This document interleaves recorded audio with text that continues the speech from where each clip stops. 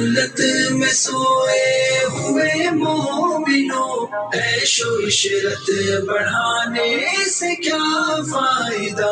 خواب غفلت میں سوئے ہوئے مومنوں، عیش و عشرت بڑھانے سے کیا فائدہ؟ اپنے رب کو جوانی میں بھولا ہے تو، اور طاقت کے بوتے پہ پھولا ہے تو، جب جوانی ڈھلے گی تو پچھتائے گا، پھر یوں رونے رلانے سے کیا فائدہ؟ خواب غفلت میں سوئے ہوئے مومنوں، عیش و عشرت بڑھانے سے کیا فائدہ؟ خواب غفلت میں سوئے ہوئے مومنوں، عیش و عشرت بڑھانے سے کیا فائدہ؟ تا حکومت کا فرعون کو بھی نشا، ظلم پر ظلم خلقت پہ کرتا رہا، جب سمندر میں ڈوبا تو کہنے لگا، اس حکومت کے پانے سے کیا فائدہ؟ خواب غفلت میں سوئے ہوئے مومنوں، عیش و عشرت بڑھانے سے کیا فائدہ؟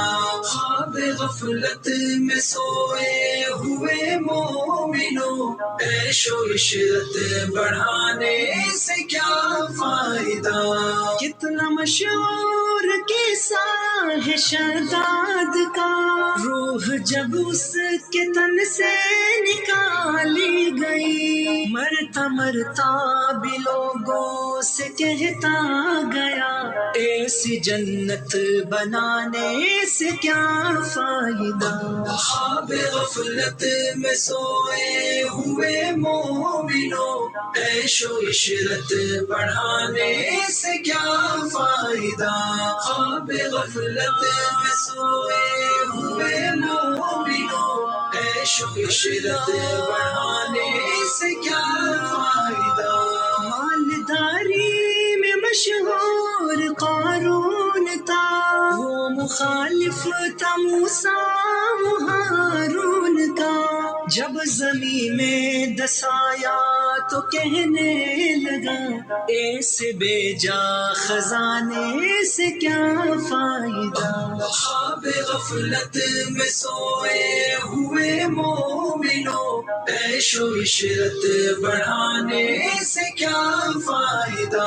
خواب غفلت میں سوئے ہوئے مومنوں، عیش و عشرت بڑھانے سے کیا فائدہ؟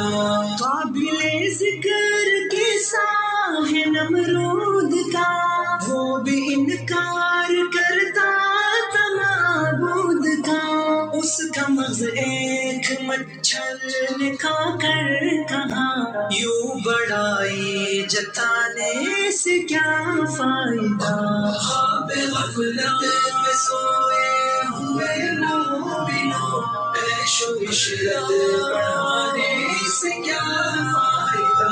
خواب غفلت میں سوئے ہوئے مومنوں، عیش و عشرت بڑھانے سے کیا فائدہ؟